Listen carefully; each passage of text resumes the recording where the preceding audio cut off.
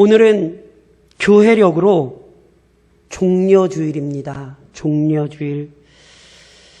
교회가 종려주일을 정하여 지키게 된 배경이 되는 사건이 실은 사복음서에 모두 기록되어 있습니다. 그 중에도 요한복음 12장에 보면 이런 말씀이 있지요. 그 이튿날에는 명절에 온 큰 무리가 예수께서 예루살렘에서 오신다는 것을 듣고 종려나무를 가지고 맞으러 나가 외치되 호산나 찬송하리로다. 주의 이름으로 오시는 이 곧 이스라엘의 왕이시여 하더라. 그리스도께서 죄인들을 위한 구속의 죽음을 감당하시기 위해 선지자의 예언대로 어린 나귀를 타고 예루살렘으로 들어오실 때 큰 무리가 나와 기뻐하며 그분을 영접했습니다. 어떤 이들은 겉옷을 길에 펴고 어떤 이들은 종려나무 가지를 가지고 하나님의 이름으로 이 땅에 오신 그리스도를 송축하며 맞이했습니다. 그러나 그리스도를 향한 열정적인 환호는 그리 오래 이어지지 못했습니다. 오늘이 종려주일이고 이어지는 한 주간을 교회는 고난주간으로 지키지요. 왜요? 무리의 환호 속에 예루살렘으로 들어오신 그리스도께서는 불과 며칠 뒤에 무리의 비난과 조롱을 받으며 십자가의 형벌을 받으시죠. 그 십자가의 형벌을 받으신 날이 금요일이 됩니다. 그래서 특별히 교회는 십자가에 달리신 금요일을 기억하며 이번 금요일을 성금요일도 부르는 것이죠. 사랑하는 성도 여러분, 명심하십시오. 교회는 언제나 그리스도의 고난과 죽음을 기억해야 합니다. 고린도전서 2장에서 바울이 아주 중요하게 이런 말씀을 했어요. 내가 너희 중에서 예수 그리스도와 그가 십자가에 못 박히신 것 외에는 아무것도 알지 아니하기로 작정하였습니다. 무슨 말입니까? 그리스도의 고난과 죽음이 없다면 죄사함도 없고 당연히 구원도 없습니다. 누구도 공의로운 하나님의 진노를 피하지 못하고 모두 영원한 형벌을 받았어야 합니다. 그런즉 바울의 고백처럼 어찌 그리스도의 고난과 죽음을 한순간이라도 잊을 수 있겠습니까? 참으로 구원의 은혜를 아는 그리스도인이라면 매일매일 십자가를 묵상하고 되새깁니다. 그리스도의 고난과 죽음으로 인한 은혜와 유익을 날마다 고백하며 찬양하지요. 이런 의미에서 교회가 종려주일을 지키고 고난주간을 구별하는 이유는 단순히 이때만 그리스도의 고난과 죽음을 유별나게 기억하려는 요식행위가 절대 아닙니다. 그렇게 이해하시면 안 돼요.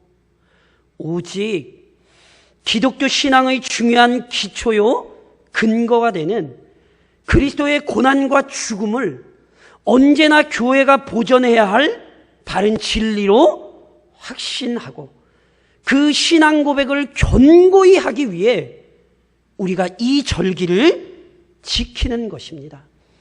다시 한번 말씀드리지만 그리스도의 고난과 죽음이 없이는 기독교 신앙이 존재할 수 없다는 사실을 되새기며 그 위대한 구속의 교리를 온 교회가 순전하게 지켜낼 것을 새롭게 결단하는 시기, 그게 바로 오늘이며 이번 주간인 것입니다.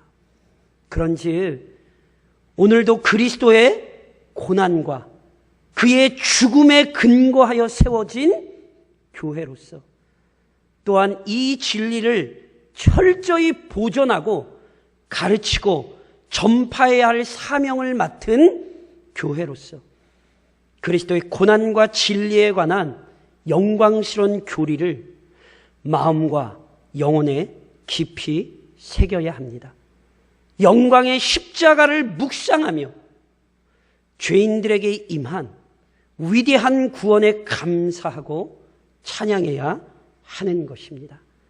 오늘도 우리가 이러한 의미에서 본문을 중심으로 그리스도의 십자가, 그 영광의 십자가를 묵상하려 합니다. 우선 기억하십시오. 십자가는 무죄하신 그리스도, 즉 죄가 하나도 없으신 그리스도의 죽음입니다. 오늘 저랑 읽으신 본문은 로마 총독 빌라도가 그리스도에게 십자가 형벌을 선고하는 장면이죠. 저랑 읽으신 마지막 본문에 이렇게 기록됐어요. 이에 빌라도가 그들이 구하는 대로 하기를 언도하고 그들이 요구하는 자, 곧 밀란과 살인으로 말미암아 옥에 갇힌 자를 놓아주고 예수는 넘겨주어 그들의 뜻대로 하게 하니라. 그리스도께서 불의한 판결을 받고 골고다 언덕에서 십자가 형벌을 받아 죽임당하십니다.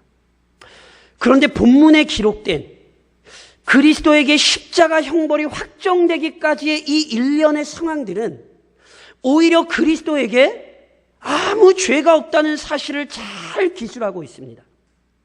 이 판결을 주관한 빌라도는 본래 그리스도에게 사형을 내릴 의도가 없었습니다.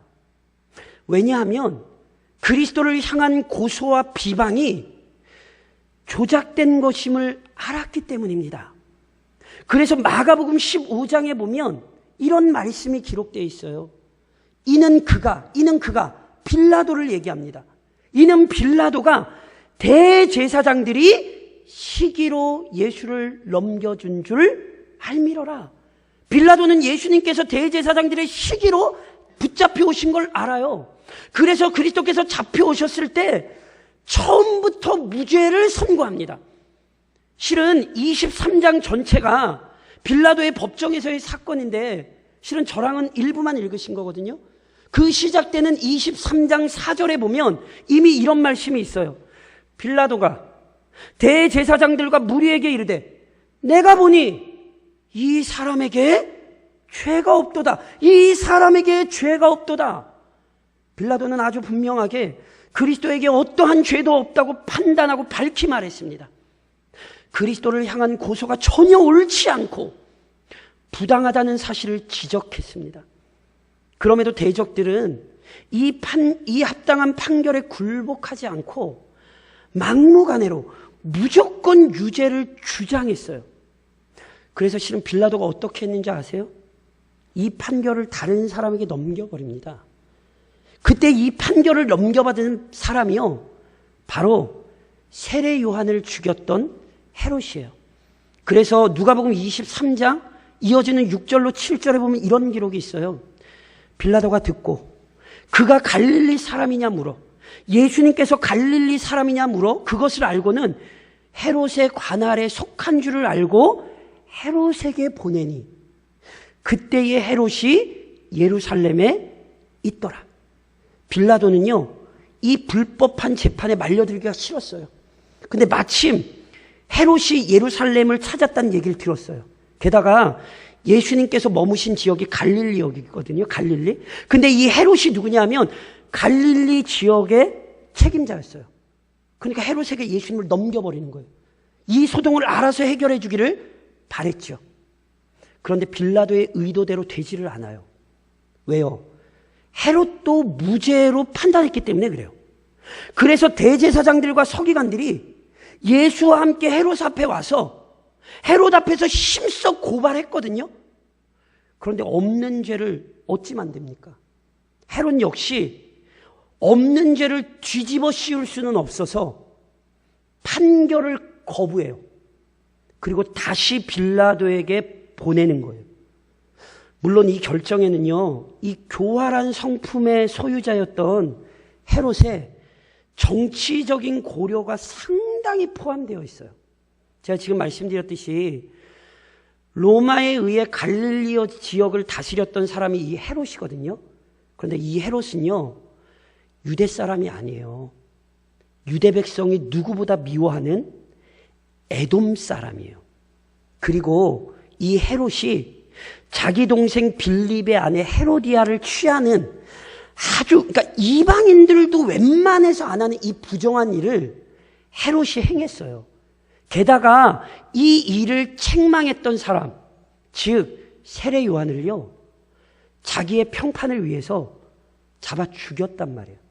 그래서 이미 헤롯은요, 유대 백성들 사이에 큰 원망을 사고 있었어요. 그랬기 때문에 또다시 불법한 재판으로 자기가 나쁜 사람이 되는 걸 원하지 않았어요. 그래서 헤롯도 무고한 고소를 하는 걸 넘어가지 않고 다시 넘겨버리는 거예요. 누구에게? 빌라도에게. 그런데 그냥은 안 넘겼어요. 누가복음 23장 11절에 보면 헤롯이 이런 짓을 해요. 헤롯이 그 군인들과 함께 예수를 업신여기며 희롱하고 빛난 옷을 입혀 빌라도에게 보내니, 헤롯이 유죄를 선고하진 않아요. 그런데 그리스도를 그냥 보내진 않아요. 그리스도를 끔찍하게 조롱하는 악을 저질러 보내죠. 그러니까 어찌됐건 악을 행하기를 물 마시듯 했던 헤롯마저 그리스도의 무죄를 알아봤다니까요. 만일요, 헤롯이 그리스도에게서 어떤 자그마한 트집이라도 잡아낼 수 있었다면요, 유대 종교 지도자들의 환심을 얻어보려고, 안 그래도 미움받는 지도자였기 때문에 어떻게 해서든 환심을 얻어보려고 그리스도를 죽이려 했을 거예요. 하지만 누구보다 부도덕하고 불량자였던 헤롯마저 그리스도를 정죄할 수 없었어요. 왜요? 우리 주님은 죄가 없었거든요. 그럼에도 그리스도를 대적했던 종교 지도자들은 이 부당한 고소를 멈추지 않는 거예요. 그래서 본문에 기록되었듯이 다시 빌라도에게 와요. 그리고는 계속 고소를 이어가는 거죠. 그때도요, 빌라도는 이전과 마찬가지로 그리스도의 무죄를 천명했어요. 그래서 오늘 저랑 읽으신 14절로 15절에 분명히 이렇게 기록되어 있었죠. 너희가 이 사람이 백성을 미혹하는 자라 하여 내게 끌고 왔도다. 보라, 내가 너희 앞에서 신문하였으되 너희가 고발하는 일에 대하여 이 사람에게서 죄를 찾지 못하였고, 헤롯이 또한 그렇게 하여 그를 우리에게 도로 보내었도다. 보라, 그가 행한 일에는 죽일 일이 없느니라. 죽일 일이 없느니라. 로마 총독인 빌라도도, 로마에 의해 갈릴리 지역을 맡아 다스리던 헤롯도 그리스도에게서 어떠한 죄, 어떤 불의한 행적도 찾을 수 없었지요. 즉 그리스도에 대한 고소는 불량자들에 의해 철저히 조작되고 날조된 것이 분명했습니다. 그리스도께서는 패역하고 무죄한 죄인들의 시기와 질투 때문에 누명을 쓴 것이지 실제로 어떤 죄를 범하신 것이 아닙니다. 그리스도께서는 죄를 지으실 수도 없고 죄를 가까이 하실 수도 없는 순결하고 거룩한 분입니다. 십자가는 우리에게 무죄한 그리스도의 죽음을 보여주지요. 그렇다면 도대체 왜 무죄하신 그리스도께서 마치 죄인처럼 취급당하시며 죽임을 당하셨습니까? 십자가는 죄인을 대신하여 이루어진 그리스도의 죽음입니다. 즉 그가 죄인을 대신하여 죽임당하신 것이지요. 당시 유대를 지도했던 이방 지도자들은요, 그리스도가 무죄라는 걸 알았고요. 그래서 밝혔어요. 하지만 그리스도의 대적들은요, 이 분명한 사실을 인정하지 않고 고집을 부리는 거예요. 그러자 빌라도는 무죄한 그리스도를 다른 방법으로 석방하려고 했어요. 그게 요한복음 18장에 보면 이렇게 기록되어 있어요. 나는 빌라도가 얘기하는 것입니다. 나는 그에게서 아무 죄도 찾지 못하였노라. 6월절이면 내가 너희에게 한 사람을 놓아주는 전례가 있으니 그러면 너희는 내가 유대인의 왕을 너희에게 놓아주기를 원하느냐 하니, 이 구절이 지금 어떤 의미냐면 로마는 자신들의 지배를 받던 유다 민족에게 자신들의 통치를 어떻게 해서든지 이 정당화하고 좋게 포장하려고 유다 민족의 중요한 절기인 6월절에 백성들이 원하는 이 죄수 하나를 풀어주었습니다. 즉 민심을 달래기 위한 일종의 유화 정책으로 특별 사면 제도를 시행한 거예요. 그래서 빌라도는요, 이 방법을 사용하면요 그리스도를 풀어줄 수 있겠다고 실은 여기고 이 방법을 사용하려 한 거예요. 그리고 이러한 빌라도의 판단은요, 당시 예루살렘의 분위기만 보면요 나름 꽤 묘수였습니다. 왠지 아세요? 당시 그리스도를 죽이려고 앞장선 사람들은요 백성들이 아니라 종교 지도자들이에요. 즉 대제사장들과 서기관들로 구성되었던 유대 최고의 권력기관이요 정치기관인 사내들인 회원들이에요. 그러니까 원래 이 사람들이 나서서 거짓으로 고소하고 빌라도에게 실은 지금 끌고 온 거거든요. 그런데 이 사람들과는 달리 백성들은요 불과 며칠 전에 예루살렘의 입성을 기뻐했잖아요. 그게 종려주일, 이게 오늘 종려주일이라니까요. 백성 대부분은 지난 몇 년간 그리스도께서 베풀어 주신 능력의 말씀을 즐겁게 들었고 또한 많은 병자와 약자들에게 행하신 기적에 매료되어 예수님을 따르고 있었어요. 그래서 심지어 요한복음 6장에 보면 어떤 사건까지 있는 줄 아십니까? 그러므로 예수께서 그들이 와서 자기를 억지로 붙들어 임금으로 삼으려는 줄을 아시고 다시 혼자 산으로 떠나 가시니라. 예수님은요 왕이 되겠다고 얘기하신 적 한 번도 없는데 당시 여론이 예수님을 왕으로 만들려고 그랬다니까요. 그런즉 빌라도는요 백성들은 당연히 그리스도의 석방을 요구하고 예수님 풀어주면 기뻐할 거라고 판단한 거예요. 그래서요 오늘 본문에서 잘 보셔야 되는 게 빌라도가 헤롯에게 그리스도를 보내고 헤롯이 다시 빌라도에게 그리스도를 보냈을 때 빌라도가 진짜 나름 머리를 썼어요. 그게 오늘 본문 13절에 이렇게 표현이 돼요. 빌라도가 대제사장들과 관리들과, 잘 보셔야 돼요. 처음에 예수님을 붙잡아온 사람들이 누구냐면 대제사장들과 관리들이에요. 근데 이 사람들 말고 빌라도가 누굴 불러오는지 아세요? 백성을 불러 모으고, 백성을 불러 모으고. 왜 불렀어요? 백성들은 종교 지도자들과 달리 예수님을 사면해 줄 것을 요구할 거라고 생각을 한 거라니까요. 그러니까 백성들이 그걸 요구하면 종교 지도자들 역시 그리스도에 대한 고소를 포기할 줄로 생각을 한 거예요. 그래서 빌라도가 나름 머리를 써서 백성들까지 부른 거예요. 하지만 막상 재판이 재개되자 빌라도가 생각했던 것과는 전혀 다른 상황이 벌어졌죠. 빌라도는 그리스도에게 죄는 없지만 지도자들이 잡아왔으니 지도자들의 체면을 생각해서 그리스도에게 체벌을 가한 후 풀어주겠다고 말했어요. 이것도 원래 말이 안 되는 건데 이 정도 하면 지도자들도 그냥 창피하지는 않을 것 같으니까 때려서 놓겠노라 이렇게 얘기를 한 거예요. 그런데 빌라도의 생각과 달리 백성들마저 그리스도를 비난하기 시작하는 거예요. 그래서 오늘 저랑 읽으신 18절에 보면 무리가 일제히 소리질러 이르되 이 사람을 없이 하고 바라바를 우리에게 놓아주셔서 하니, 빌라도는 그리스도를 놓아주려고 했는데 그래서 백성들도 부른 건데 백성들이 갑자기 바라바를 풀어달라고 소리를 치는 거예요. 바라바가 어떤 사람인지 우리로서는 구체적으로 알 수 없어요. 본문에 따르자면 그는 밀란을 일으켜 사회를 혼란스럽게 만들고 살인을 저질렀던 흉악한 죄인입니다. 그래서 옥에 갇혔고 마땅히 법에 따라 사형이 선고돼야 되는 사람이에요. 그런데 막 그 사람을 풀어달라는 거죠. 실은요, 그래서 빌라도는 예기치 못한 상황에 당황했어요. 불법을 피하려고 한 건데 백성들이 불법을 요구하는 거죠. 그래서 본문에 저랑 읽으신 20절로 23절에 백성들을 향하여 빌라도가 다시 얘기하는 거예요. 빌라도는 예수를 놓고자 하여 다시 그들에게 말하되, 그들은 소리질러 이르되 그를 십자가에 못 박게 하소서, 십자가에 못 박게 하소서 하는지라. 빌라도가 세 번째 말하되, 이 사람이 무슨 악한 일을 하였느냐?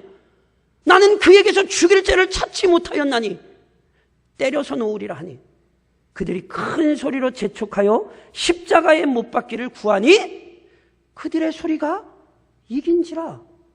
빌라도는 백성들이 자신과 함께 예수를 풀어주는 일에 동참할 줄 알았더니만 오히려 백성들마저 예수님을 잡아 죽이라고 난리를 치는 거죠. 그래서요, 빌라도는 단지 일부 종교 지도자들의 저항이 아니라 성난 군중의 반발에 맞서게 된 거예요. 물론 이때 빌라도의 판단과 달리 백성들이 갑자기 돌아선 이유가 있었죠. 그것을 마가복음 15장은 아주 정확히 이렇게 기록을 했었어요. 그러나 대제사장들이 무리를 충동하여 도리어 바라바를 놓아달라 하게 하네. 백성들은 악한 지도자들의 관계에 넘어갔어요. 그래서 그리스도의 죽음을 요구한 거예요. 심지어 이 반발이 어찌나 강력하게 일어났던지 자칫 반란으로 이어질 분위기였어요. 그래서도 빌라도는 어쩔 수 없이 그리스도에게 십자가 형벌을 선고한 거예요. 이는 분명 빌라도가 의도한 바가 아니에요. 빌라도는 분명히 알았어요. 그리스도에게 죄가 없습니다. 반면 바라바는 죄인입니다.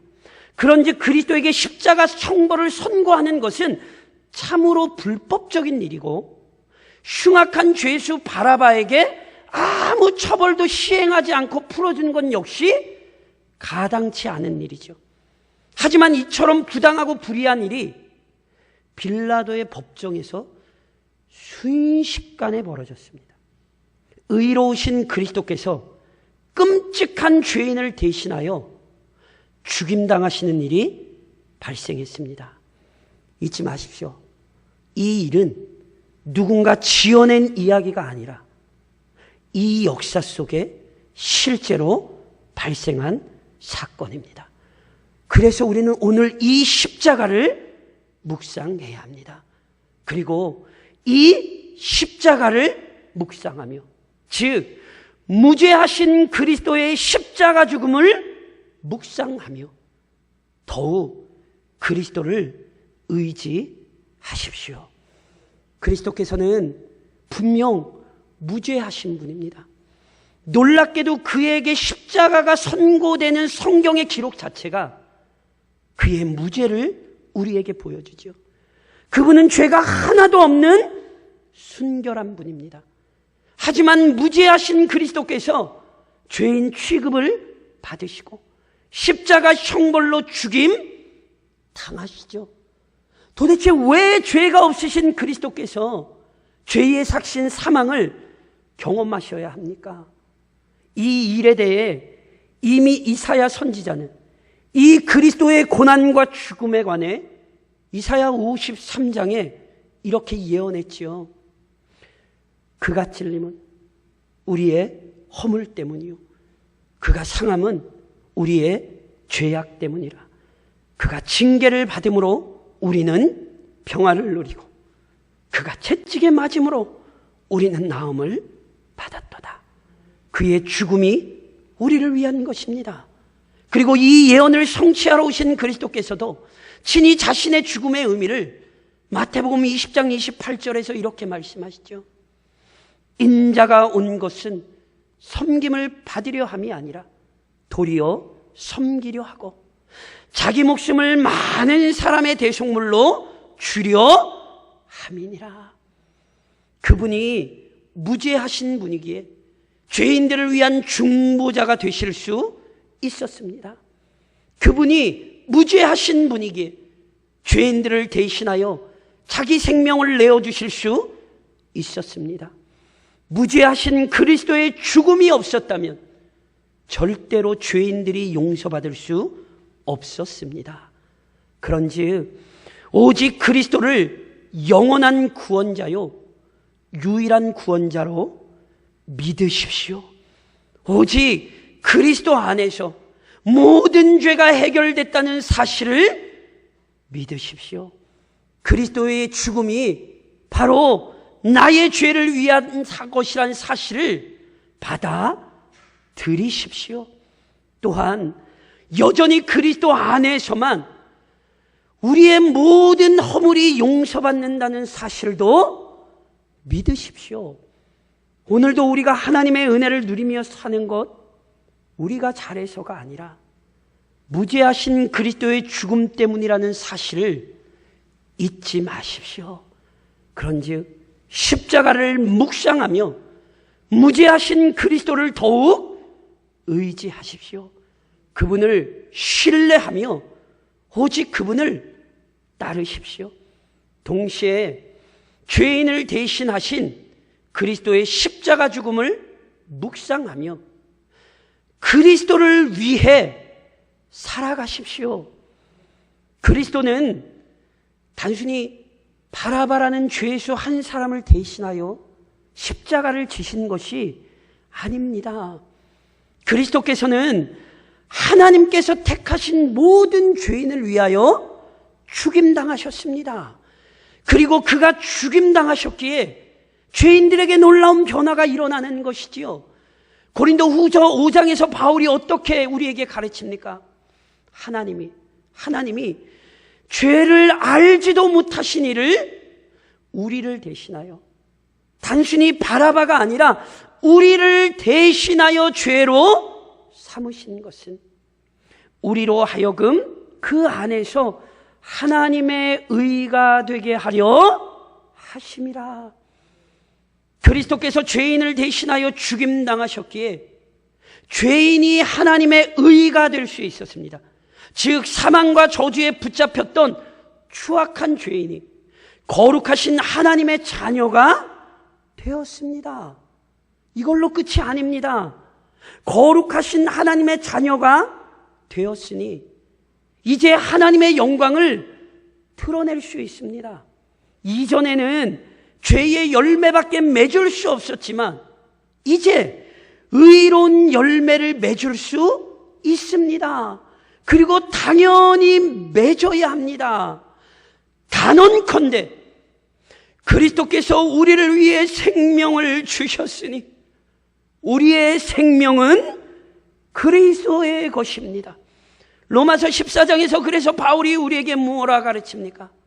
우리가 살아도 주를 위하여 살고 죽어도 주를 위하여 죽나니 그러므로 사나 죽으나 우리가 주의 것이로다. 우리가 주의 것이로다.